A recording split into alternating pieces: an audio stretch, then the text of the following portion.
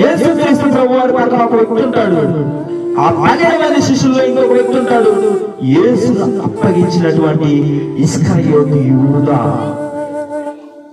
యూదా కూడా దేవుని మాట విన్నాడు, దేవుని అంగీకరించాడు, దేవుని మాట తెలుసుకుంటున్నాడు.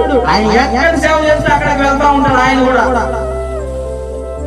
ఎక్కడ పెడితే అక్కడికి వెళ్తా ఉంటాడు. దేవుని కార్యాల్లో పాల్పంపులు పొందుతూ ఉంటాడు. అయితే ఆయన కూడా దేవుణ్ణి నమ్మేశాడు. కొన్ని డబ్బులకి దేవుని మాట వింటానే ఉన్నాడు, దేవుని పక్కనే ఉంటా ఉన్నాడు. ఏమని చేశాడు తెలుసా?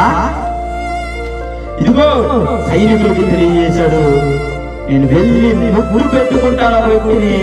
ఆ ముగ్గురాడిన వ్యక్తి యేసు. ఆ ముగ్గురాడిన వ్యక్తి యేసు అని చెప్పి వెళ్ళి ముగ్గురాడిన తర్వాత యేసుని పెట్టుకుంటాను.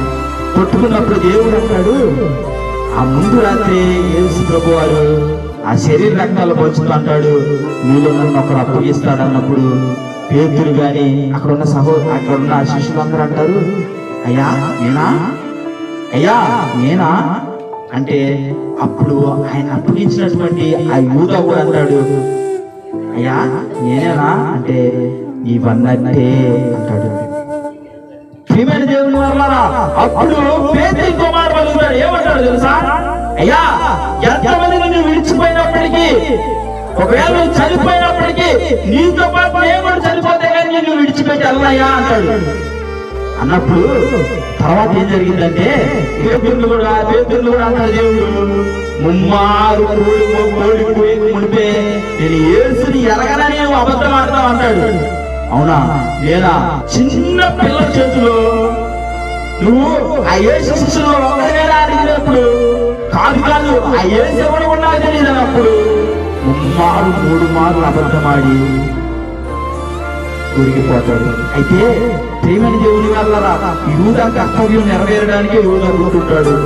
అయితే చివరికి ఏం జరిగిందంటే తెలుసా? యూదా ఏం చేశాడంటే ఆ నాణ్యాలు కమ్ముడు పోయానని యేసు ప్రభువారిని అప్పచెప్పానని చెప్పి ఆయన ఒక హృదయంలో వేదన చెంది కలత చెంది ఇబ్బంది పడి చివరికి ఏం చేశాడంటే ఉరి పోసుకొని చనిపోయాడు యేసు ప్రభువారిని అప్పగించినందుకు.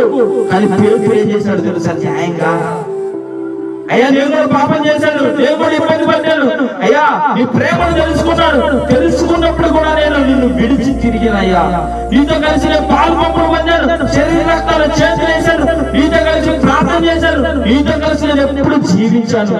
కానీ చివరికి నువ్వు తెలియదని చెప్పి నేను అబద్ధమాడానయ్యా అని చెప్పి నన్ను క్షమించయ్యా అని చిన్న పిల్లల్లాగా ఏడ్చి దేవుడి పక్కలు పట్టుకున్నాడు. దేవుని కనికరం ఆయన మీదకి వచ్చి ఆయన ఒక అపోస్తుల జాబితాలో చేర్చబడి ప్రకటించుకుంటూ వచ్చాడు. దేవుని యొక్క కనికరాన్ని పొందుకున్నాడు, పాపాన్ని ఒప్పుకున్నాడు. ఆయన పాపాన్ని ఒప్పుకున్నాడులే గాని యూదా చివరికి ఆయన ఈ యొక్క దురాత్మ చేతికి చనిపోయాడు గురి పోసుకొని. ఈరోజు మన జీవితాలు ఎలా ఉంటుందో ఒకసారి ఆలోచించి దేవునికి ఇష్టకరంగా బ్రతుకుతున్నాము మనము ఇస్కరియోతు యూదా లాగా, సంసోను లాగా ఒక చోటకు బొమ్మని తల్లిదండ్రులు ఇంకో చోట చెప్తే నేను ఇంకా అదే పోతాను, నేను అదే చేస్తాను, నా ఇష్టం, నాది, నా ఇష్టం అని గర్వవ్యూగా తిరుగుతా ఉంటే శత్రువుల చేతికి చిక్కుతావు. నువ్వు శత్రువుల చేతికి చిక్కుతావు. ఓ ఎవడ బిడ్డ, శత్రువుల చేతికి చిక్కుతావు. ఎవడా? చాలా జాగ్రత్తగా ఆలోచన చేయాలి. దేవుని మాటలు కాదని, దేవుని వాక్యం కాదని, దేవుని ప్రేమను కాదని నువ్వు తిరిగావంటే నీ జీవితం ఒకనొక రోజు ముగిసిపోతుంది.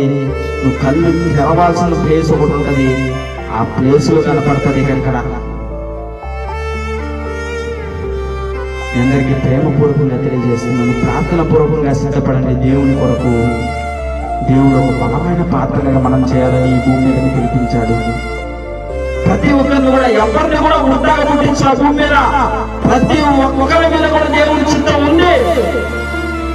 అయితే ఆ చిత్రాన్ని తెలుసుకొని ఎవరైతే బ్రతుకుతాడో వారి జీవితాలు నీతిమంతుల జాబితాలో చేర్చబడతాయి. దేవునికి ఇష్టకరంగా బ్రతికితే వారి జీవితాలు నీతిమంతుల జాబితాలో చేర్చబడతాయి. లేకపోతే వారి నాశనం జాబితాలోకి వెళ్ళిపోతారు. ఆ చిత్తాన్ని ఎవరైతే కనుక్కుంటారో, దేవుని యొక్క చిత్తాన్ని ఎప్పుడైతే తెలుసుకుంటారో అప్పుడు బలమైన కార్యాలు చేయడానికి దేవుడు పూనుకుంటాడు. ఎలా కనుగొనాలంటే మనం ప్రార్థన చేసుకుని ఉపవాసం తినేలా నువ్వు ఎందుకు పుట్టించావని దేవుడిని అడిగితే తప్పకుండా ఆ కర్తవ్యాన్ని మనకు బోధిస్తాడు. తప్పకుండా ఒక రోజున ప్రవక్తలుగా కావచ్చు, సువార్థికులుగా కావచ్చు, ప్రార్థన పరులుగా కావచ్చు, దేవుని ప్రచారకులుగా కావచ్చు, రాజుగా కావచ్చు, మంత్రిగా కావచ్చు, ఆయన దాసులుగా కావచ్చు, దేవుడు ఎన్నుకొని వాడుకుంటాడు. విద్య లేని పండితులు, విద్య లేని పామరులు వాడుకున్నాడు. విద్య ఉన్న పండితులను వాడుకోవాలి ఆయన. పామరుల్ని ఆ వేలు ముద్దల వాళ్ళని కూడా వాడుకున్నాడు ఆయన. రోజు నీ కలి నా కలి కూడా జాలిగా చూస్తున్నాడు. దేవుని పని చేస్తావేమో అని. దేవుని పని చేసే వాళ్ళలాగా ఉన్నామా? దేవుని ఇష్టాన్ని చేసే వాళ్ళలాగా ఉన్నామా? ఒకసారి ఆలోచన చేద్దాం ప్రేమ దేవుని వల్ల. సంసోని జీవితంలోనే మన జీవితాలు ఒకవేళ ఉన్నాయేమో చెక్ చేసుకోండి. సంసోని ఎలా అయితే జీవితాన్ని తిరిగి మళ్ళా కట్టుకున్నాడో మన జీవితాలు కూడా